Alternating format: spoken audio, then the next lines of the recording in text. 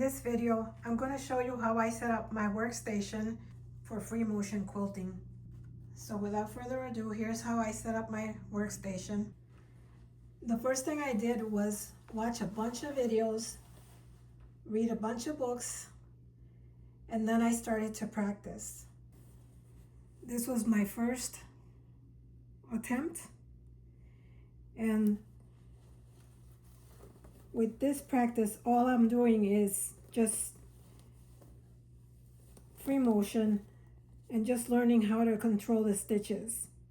Because with free motion, you don't control, the feed dogs don't control the stitching. Your hands control the stitching and the movement of the needle and the speed. I'm now on week 7 of my journey. So I'm getting a little bit better. This stitch is called meandering, and that's the first motif that I'm learning. But before I started to practice, I needed to get all my equipment. From what I learned, all you need is a sewing machine. Any sewing machine will do. I have a Juki TL2010Q.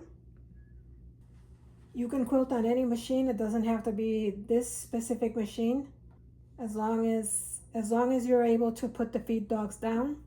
So the machine setup is, in whichever machine you're using, the first thing is to lower your feed dogs, turn the stitch length to 0, and on this specific machine, it tells you to lower the pressure of the presser foot. So I have it all the way to the lowest setting, the pressure of the foot between the foot and the plate. This is just a generic table that I got from Joann's before they closed. It was pretty inexpensive, but this table lets you put your machine down in the opening so that it's level with the table. And obviously I have all this space in here that is gonna be giving me trouble, and the machine, the surface of this is not that slick. The surface of the machine is nice and slick, but the fabric doesn't slide as smooth as I want it to. So what I did is I went to my office supply store and I got this poster board that is a dry erase board, and I carefully made a stencil of the opening of my machine so that I can cut it out. I cut it out with a craft knife. That way I can have access to my bobbin, because this bobbin is not a drop-in bobbin. The bobbin, you have to put it into the side. It's a little bit challenging, but it works. There are silicone mats that you can buy to cover the area of your machine. I didn't want to invest in it until I was sure that I'm gonna learn how to do this. And I think that maybe in the future I will. So the way that I put this poster board is, I carefully place it on the opening. I put a little piece of tape here because obviously I'm going to have to move it every time I have to change the bobbin.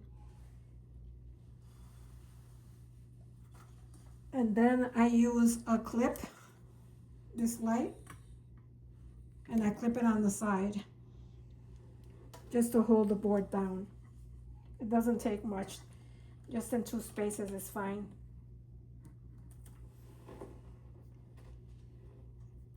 So now I have a nice slick surface where the fabric just slides. It slides really nicely.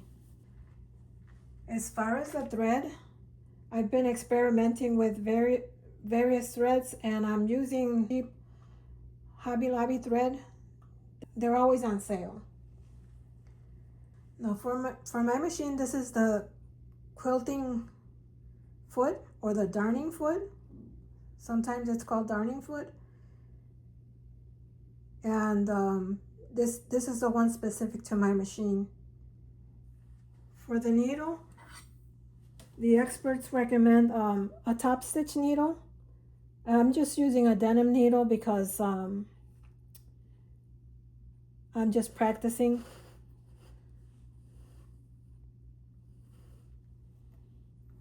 Another thing that's helpful is if your machine has a needle up, needle down, so that you can have your needle down position when as you're sewing.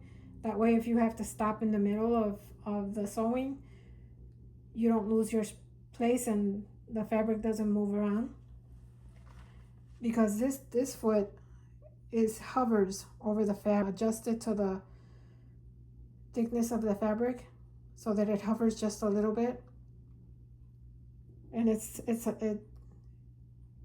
a hopper foot.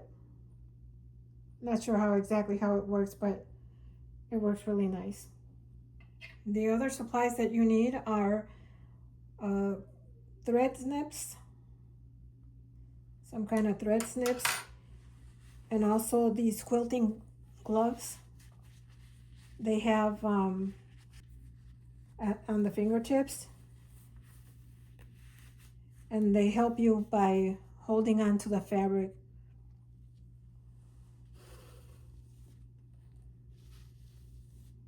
So that you don't have to push down on them so much. I'm gonna start by setting up my quilt. So I just use muslin fabric and the cheapest batting that I could find, the most inexpensive, and then the other layer. I don't even pin the layers together because they kind of stick onto the batting, and this is just for practice. So now I'm going to check my machine, make sure that the stitch width is set to 0, or the stitch length set to 0. This machine always stops on the needle down position. The feed dogs are disengaged, and I'm going to put my free motion foot on.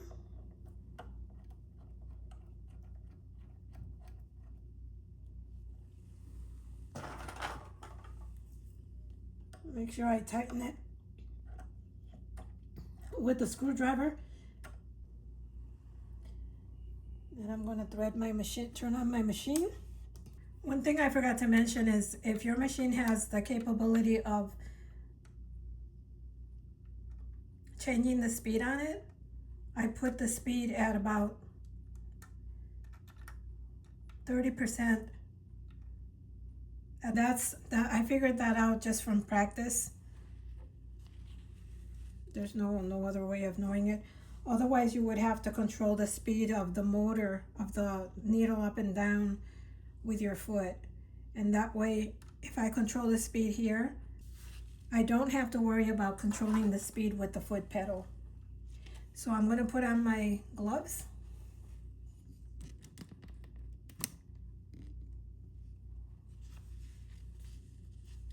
First, I'm going to thread the needle.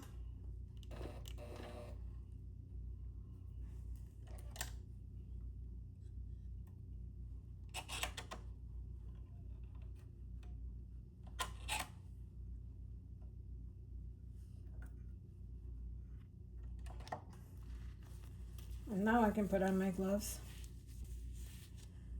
Lower my presser foot. And see, in this I'm just testing it to see how much I can move it. With this presser foot,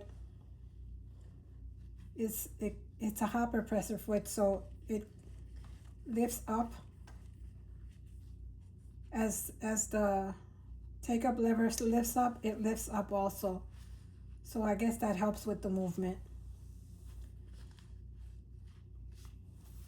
So the first thing that I'm going to do is I'm going to baste it around just to have a guide.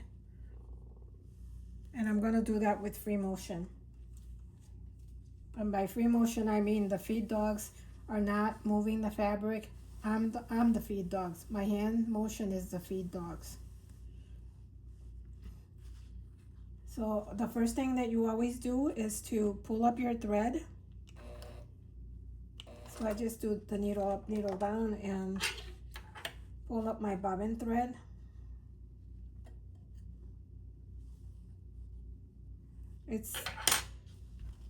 I use the thread cutter, so it's kind of small.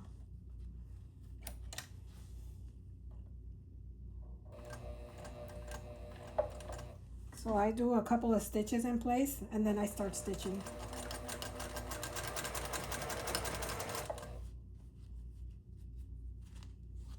And the experts on the internet recommend that you use this section of your hands to control the section. Don't worry about the rest of it.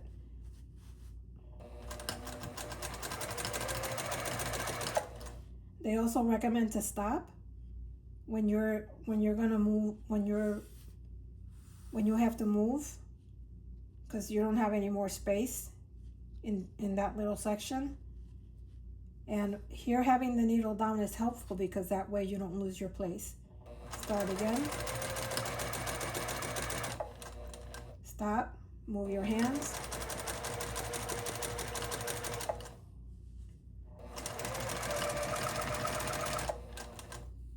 See how it bunches up when I don't have my hands close to, like I don't have this close.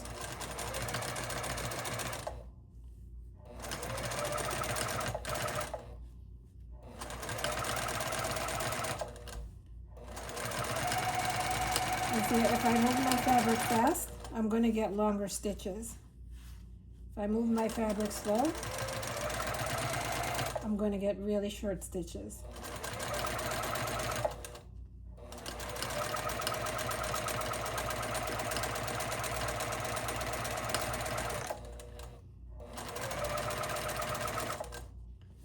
So I'm just going to start and do a meander. The meander that I'm learning. It's not going to be perfect because I'm learning.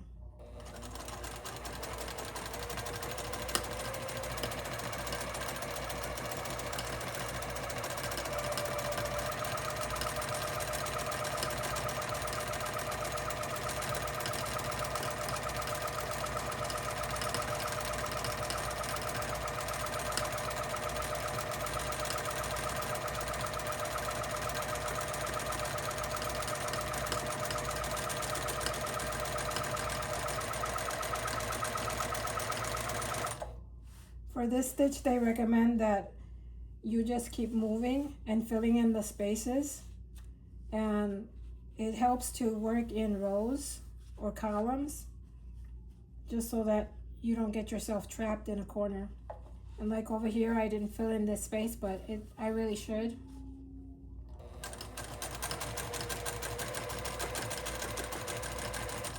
But the beginning is just practicing in moving your fabric and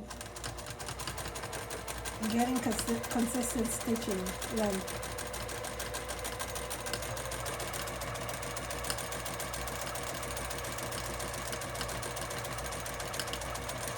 I haven't mastered my moving yet, so my meanders are a little bit kind of wonky.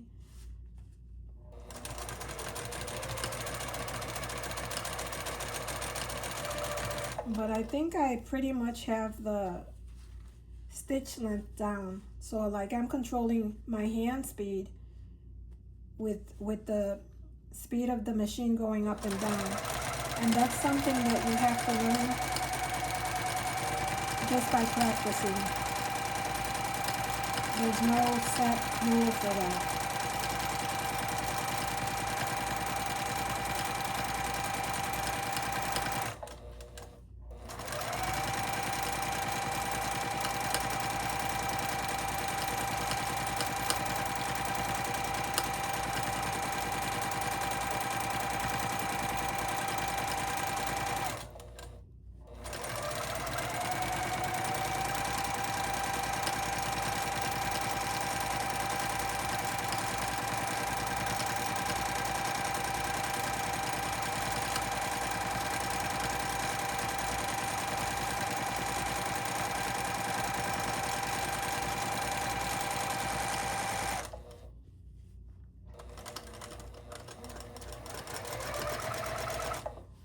ran out of bobbin thread. So that's another thing that is helpful, is to have a bunch of bobbins. I was practicing before, so my bobbin wasn't as full. But this is how I practice. I practice every morning. I practice on a little piece like this, just so I can build the muscle memory.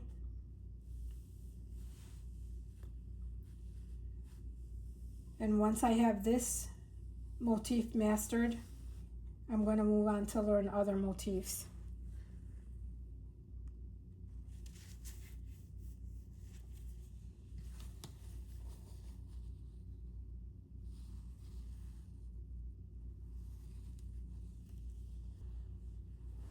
I get my books from the local library, and one of the books that I have is this Free Motion Quilting with Angela Walters. She has a website. Can't remember what the name of the website is, but she is an amazing instructor. And there's others like Leah Day. She's another one of my favorites. Her instructions are very, very clear. And she's been doing this, they've all been doing this for many years. I'll link some of the videos in the description below if you're interested in learning how to free motion quilt. So yeah, this is the start of my journey, and I will be back with some more videos once I master each technique. Thank you for watching.